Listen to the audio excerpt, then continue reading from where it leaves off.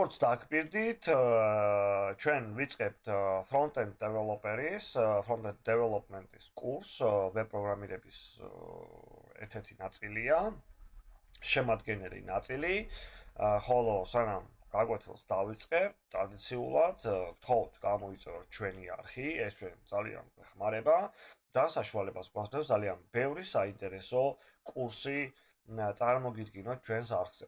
ჩვენი პირველი გაკვეთილი და, შესაძლოა მეორეც, ცოტა შეიძლება თეორიულად მოგეჩვენოთ, მაგრამ ეს ძალიან მნიშვნელოვანი გაკვეთილებია, რადგან front-end developer-ი არ იწყებს პირდაპირ ჰაერიდან ესე კოდის წერას და თქვენ უნდა ერკვეოდეთ ისეთ საკითხში, როგორც არის გრაფიკასთან მუშაობა.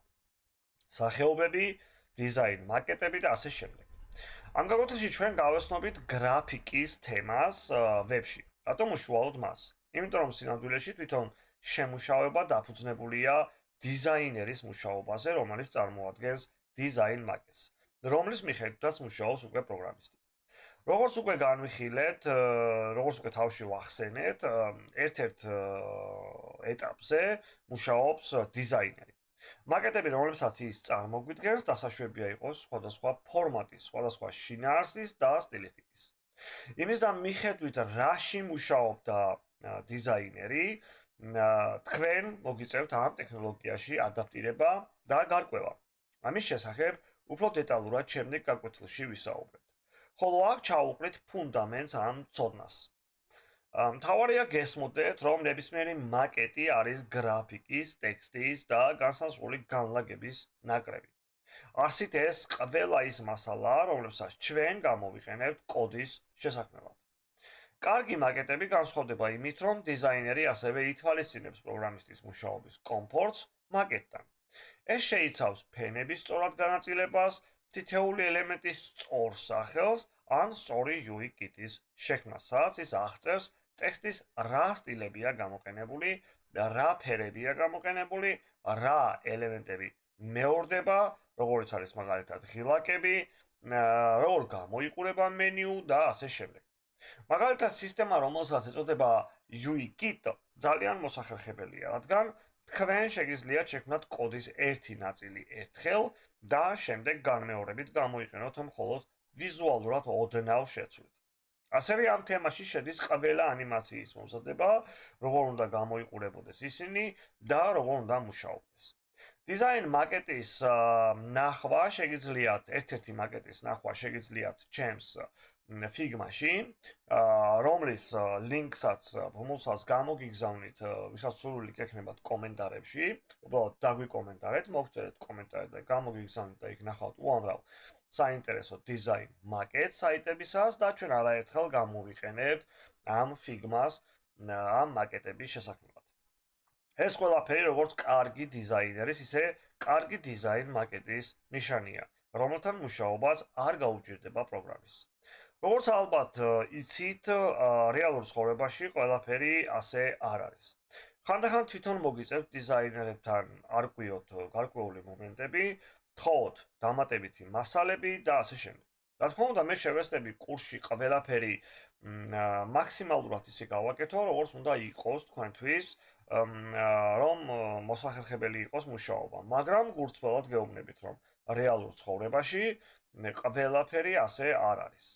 ვფიქრობ, ეს ძალიან ბევრ პროფესიას ეხება.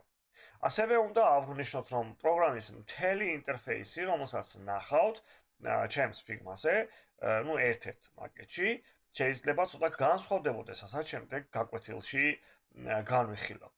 ჯერჯერობით ჩვენ განვიხილავთ მაკეტის პრინციპებს, ანუ მის შემცველობას, პროგრამის ინტერფეისს, თვითონ აი ამ ინტერფეისს, აი ამას და ამას ყურადღება არ მიაქციოთ, ეს არ არის მნიშვნელოვანი ამ ეტაპზე, ჩვენ მუშაობთ უშუალოდ ცენტრალურ ნაწილთან, აი ამ ნაწილთან, ანუ დიზაინ მაკეტთან. როგორც უკვე თქვი გაკვეთილის დასაწყისში, დიზაინ მაკეტი არის რაღაც ელემენტების, ნახატების, წარწერების, ტექსტის, სხვადასხვა სტილების ნაკრები.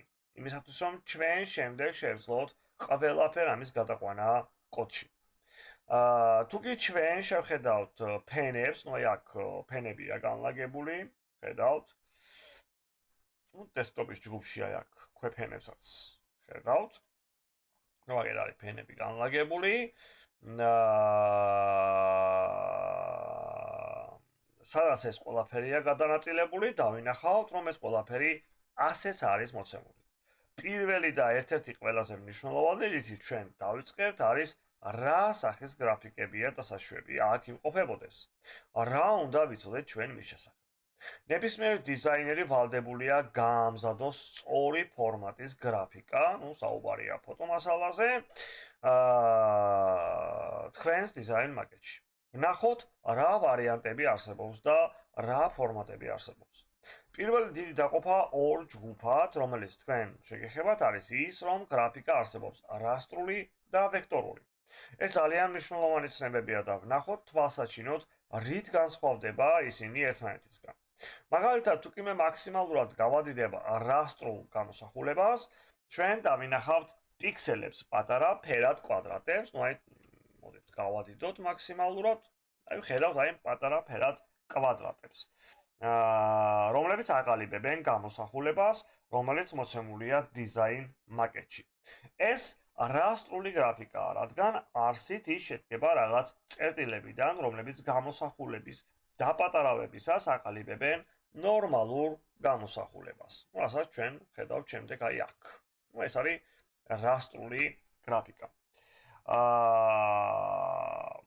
ვექტორული გრაფიკა კი ის არის, ვექტორული გრაფიკა კი ის არა უბრალოდ წერტილებისგან შედგება, არამედ მისი ფორმები, დეფორმაციები ყალიბდება მათემატიკური ფორმულებით. რამდენადაც არ უნდა გავადიდოთ ვექტორული გრაფიკა, არაფერი არ იქნება დაფიქსელებული და შენარჩუნებული იქნება გამოსახულების პირვანდელი ხარისხი. მკაფიო კიდეები, მკაფიო საზღვრები, ეს არის ვექტორული გრაფიკა, რადგან აქ ყველაფერი აღწერილია მათემატიკური ფორმულებით. მათ საერთოდ არ გააჩნიათ პიქსელები, მკაფიო ხაზები, მკაფიო გრაფიკები. ეს საკვანძო განსხვავებაა რასტრულ და ვექტორულ გრაფიკას შორის. პირველ შემთხვევაში, ანუ რასტრული გრაფიკის შემთხვევაში, ჩვენ გვაქვს პიქსელების ნაკრები, რომლებიც ქმნიან გამოსახულებას. მეორე შემთხვევაში ჩვენ გვაქვს გრაფიკა, რომელიც აღწერილია მათემატიკური ფორმულებით. ხომ არ ნიშნავს ეს იმას, რომ ყველგან უნდა გამოვიყენოთ ვექტორული გრაფიკა, იმისათვის, რომ ყველაფერი ლამაზად და მაღალ ხარისხში იყოს. რა თქმა უნდა, არა. სინამდვილეში ეს ორი გრაფიკა პარალელურად არსებობს და ისინი უბრალოდ გამოიყენება საჭირო ადგილებში. მაგალითად, ნებისმიერ ფოტოს თქვენ ვერანაირად ვერ წარმოიდგენთ და ვერ წარადგენთ მათემატიკური ფორმულების სახით, ანუ ვექტორულ გრაფიკაში. მასში ყოველთვის იქნება რაღაც პიქსელების ნაკრები, ჩვეულებრივი გამოსახულებები, რომლებიც გამოსახავენ ფოტოებს, არ ყალიბდება ვექტორების მეშვეობით. ხოლო რაღაც გრაფიკული გამოსახულებები, რომლებიც სადღაც უნდა ჩავსვათ, მაგალითად აიკონები, ლოგოები, მათი ჩამოყალიბება შეგვიძლია ვექტორულ გრაფიკაში, ნუ ნახავ ხა ეს არა, ესეც პიქსელურია, ნუ აქ ვნახოთ რა გვაქვს, ნუ აქ ხედავთ რომ აქაც პიქსელური მაქვს, ამ წუთას ჩასმული. ნუ მაშინ მომიწევს სხვა დიზაინ მაკეტში გადასვლა, იმისათვის რომ განახოთ ვექტორული გრაფიკა. ნუ მოდით დაუბრუნდეთ ჩვენს მასალებს, back to files, მე აქ ბევრი მაქვს გრაფიკული. ნუ მაგალითად გავხსნათ ვთქვათ აი ეს დიზაინ მაკეტი და ვნახოთ ეხლა იმედია აქ მაქვს ვექტორულ გრაფიკაში გამოყენებული ლოგო ან რაიმე მსგავსი, ნუ არა, ეს აბსოლუტურად სხვა რაღაცაა. ესეც არ გვინდა. ნუ საკმაოდ ბევრია ნამუშევარი და ეხლა ვიპოვით საჭირო მასალას. ავიღოთ მაგალითად აი ეს აქ გვაქვს ეს რადიო სადგურის დიზაინ მაკეტია, რომელთანაც ასევე ვიმუშავებთ კურსის განმავლობაში და შევქმნით და ნუ გავადიდოთ და ხედავთ ლოგოს. ნუ ხო, აქ ესეც უკვე გადაყვანილი ყავს Figma-ს, მაგრამ ნუ წარმოდგენა რომ გქონდეთ, ეხლა ბევრი რომ ვეძებოთ, აი ესე ხაზებით და არა პიქსელებით შედგება ეს მასალა, ეს არ მინდა. საერთოდ სხვა რაღაცა. ну, მოდით ნახოთ აქ რა გვაქვს, დიზაინ მაკეტი გვაქვს და თუ გვაქვს აქ აიკონები, ან რაიმე მსგავსი გამოყენებული, ну, არა, ესეც პიქსელური იქნება, კი ბატონო, ну, პიქსელურია. ხო, ну, სამწუხაროდ არ მაქვს ახლა აქ ისეთი მასალა წარმოდგენილი, ну, ეს აი აქ არის, აი ეს არის უკვე ესეც პიქსელური ფოტოა უკაცრავად. ну, კი, არა მაქვს სამწუხაროდ ჩასმული არაფერი ისეთი. მაგრამ არ აუშავს, კურსის განმავლობაში ჩავსვამთ აუცილებლად და გვექნება მასთანაც შეხება. ანუ აიკონების, ლოგოების და მსგავსი რაღაცების ჩასმა შეგვიძლია, რა თქმა უნდა, ვექტორულ გრაფიკაში. ასე რომ გრაფიკის ეს ორი ტიპი პარალელურად არსებობს და ჩვენ შეგვიძლია ასე გამოვიყენოთ. უბრალოდ უნდა გვესმოდეს, რა შემთხვევაში რა ტიპის გრაფიკა უნდა გამოვიყენოთ და ახლა ჩვენ განვიხილავთ ამ შემთხვევებს როგორ მოვახდინოთ მათი სწორად ინტერპრეტირება, რომ გამოვიყენოთ სწორი ფორმატი. მაშინ ასე, ორ დიდ კატეგორიაზე ჩვენ უკვე ვისაუბრეთ, ეს რასტრი და ვექტორია. ახლა უნდა ვისაუბროთ ამ ფორმატებზე, რომლებიც შედის ამ ქვეკატეგორიებში. დავიწყოთ ფორმატით, რომელსაც JPG ეწოდება. ვფიქრობ, ნამდვილად გექნებათ ნანახი ეს ფორმატი, JPG, ასე გამოისახება ფოტოები ძირითადად, მაგრამ სინამდვილეში ეს რასტრული გრაფიკაა, რომელიც ცდილობს არ დაგარგოს გამოსახულების ხარისხი, მიუხედავად იმისა, რომ მასში გამოიყენება შეკუმშვის გარკვეული ალგორითმები. მაგალითად, ჩვენს მომავალ ვებსაიტს, რომელსაც მე გაჩვენებთ ახლა აქ ერთ-ერთ მომავალ ვებსაიტს, ну აქ პლანშეტური ვერსია და მობილური ვერსიაც არის წარმოდგენილი, ჩვენ აი ამ საიტს ავაწყობთ, აი ამ ჩვენს მომავალ ვებსაიტს. მოცემულია გამოსახულება, რომელსაც უკანა ფონი დამუქებულია, ну ეს არა, პირველს გავაკეთებთ აი ამას. Creatown Radio. ახლა ვიგეთქვით, რომელს აი ამას გავაკეთებთ პირველს. და ну აი აქ თუ კი დავაკვირდებით, უკანა ფონი დამუქებულია. ну აი აქ ხედავთ დამუქებულ ფონს. უკან ოდნავ კიდე დავაბადავებ, რომ დავინახოთ კარგად. რასთან ვიმუშავებთ და რა საიტს ავაწყობთ. ჩვენ როგორც დაგვიკვირდით, ჩვენს კურსზე ყველაფერი პრაქტიკული იქნება, მაგრამ ну 1-2 გაკვეთილი მაინც მოგვიწერს თეორიულის გავლა. თუ ჩვენ დავიწყებთ ამ ფოტოს ექსპორტირებას, ანუ გადმოტანას, მაკეტიდან ყველაფერი ამის შესახებ, შემდეგ გაკვეთილში ვისაუბრებთ, როგორ უნდა მოხდეს. ახლა მთავარია ჩვენ გამოვყოთ ეს ფოტო და ექსპორტირების სიაში მე შემიძლია ავირჩიო ფორმატი JPG. ანუ უბრალოდ ავიღებ აი ამ ფოტოს და შემიძლია აქედან შემდეგ განვახორციელო მისი ექსპორტირება JPG ფორმატში. მართლაც როდესაც ჩვენ წინაში რაიმე დიდი ფოტოა, რომელიც სინამდვილეში ფოტოს წარმოადგენს და რომელიც განლაგებულია როგორც უკანა ფონი ან რაიმე ამდაგვარი, ეს ჩვეულებრივი რასტრული გრაფიკაა და ჩვენ შეგვიძლია ის ამოვჭრათ როგორც JPG ფორმატი. ამიტომ ყველა გამოსახულება, რომელიც გავს რეალურ ფოტოს ან რეალური ფოტოა, ჩვენ ყოველთვის ვიყენებთ ამ ფორმატს JPG ამ გრაფიკისთვის. როგორც ალბათ ხვდებით, აქ არანაირი ვექტორი არ შეიძლება იყოს, რადგან ჩვენ არ შეგვიძლია ამ ფოტოს წარმოდგენა მათემატიკური ფორმულების სახით. ახლა ვისაუბროთ რასტრული გრაფიკის შემდეგ ფორმატზე, რომელიც არსებობს. შევხედოთ მონიტორს, აი ამ აიკონს, მონიტორის აიკონს. თუ კი შევხედავთ ინტერფეისს, სინამდვილეში აიკონი იკავებს ოდნავ მეტ ადგილს, ვიდრე აიკონი. ეს იმიტომ ხდება, ну აი აქ თუ კი ახლა დავაწყაპებთ, აი ამ აიკონზე ვხედავთ ოდნავ მეტი ადგილი აქვს დაკავებული.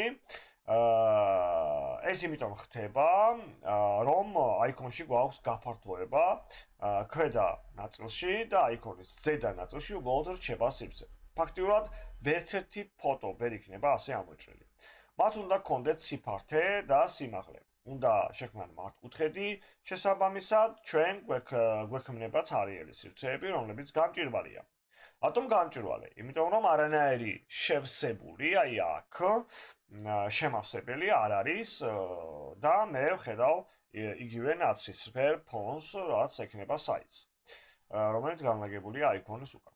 შესაბამისად, თუ კი გვინდა გამოვიყენოთ გამოსახულებები, რომლებიც წარმოადგენენ შესაძლოა ამოჭრილ ფოტოს, ან რაიმე სპეციფიურ გრაფიკას და სადაც მოცემულია გამჭვირვალე ფონი, ანუ რაღაც ელემენტები გამჭვირვალე ფონის, ჩვენ უნდა გამოვიყენოთ რასტრული გრაფიკის სხვა სახეობა, რომელსაც ეწოდება PNG, რადგან ეს ფორმატი ოდნავ უფრო რთულია, მასში მოცემულია გამჭვირვალე ელემენტები. ის უფრო მეტი წონისა თქმა უნდა წონაში, ვიდრე ფორმატი JPG.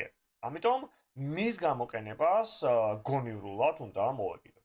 თუ კი თქვენ მკაფიოდ გესმით, რომ გამოსახულებაში მოცემულია რაიმე გამჭვირვალე ბელი, რომლებიც ასეთებად უნდა დავტოვოთ, თქვენ იყენებთ ფორმატს PNG. თუ არა, მაშინ ვუბრუნდებით ფორმატს JPG, როგორც აი აქ არის გამოყენებული. თუ კი ჩვენს ამ აიკონს ამოჭრით ფორმატში JPG, აი ამ აიკონს და JPG-ში შევინახავთ, გამჭვირვალე ნაწილების შეივსება რაღაც ფერით, დიდი ალბათობით, თეთრი ფერით. თუ კი ასეთ აიკონს ჩასვამთ ჩვენს დიზაინში, ჩვენ დავინახავთ, რომ ნაცრისფერ ფონზე გამჭვირვალე აიკონის კიდეების ნაცვლად თეთრი ფერის ფონი იქნება დასმული. ეს კი არასწორია. ამიტომ მოცემული აიკონი უნდა ამოჭრათ PNG ფორმატში და ჩვენ მომდევნო გაკვეთილში Figma-სთანაც და Photoshop-თანაც ვიმუშავებთ, რომ ამოჭრათ და ჩავსვათ და შევინახოთ ეს გამოსახულებები. შეიძლება დაგებადოთ კითხვა, შეიძლება თუ არა ამ აიკონის ამოჭრა ვექტორის ფორმატში. ეს ხომ ვექტორული გრაფიკაა. რა თქმა უნდა კი, ეს აიკონები რომ დაემზადებინათ დიზაინერს ვექტორის ფორმატში, მაშინ შეგიძლიათ ამოჭრათ უპრობლემოდ ვექტორის ფორმატში და ასევე გამჭვირვალე არეები დარჩებოდა. აი აქ. მაგრამ აქ აიკონი და არა მხოლოდ ეს აიკონია, თუ გინდ მეორე აიკონის რომ მოვნიშნოთ, აი აქ რასტრულ ფორმატშია წარმოდგენილი და ჩვენ ასე უბრალოდ არ შეგვიძლია ამოჭრათ რასტრული ფორმატი და ვთქვათ, რომ ეს ვექტორია. ეს ასე არ მუშაობს სამწუხაროდ. ჩვენ შეგვიძლია დავაექსპორტიროთ როგორც ვექტორული გრაფიკა, SVG, რომლის შესახებაც ვისაუბრებთ ახლა, მაგრამ სინამდვილეში ის არ იქნება ვექტორული გრაფიკა.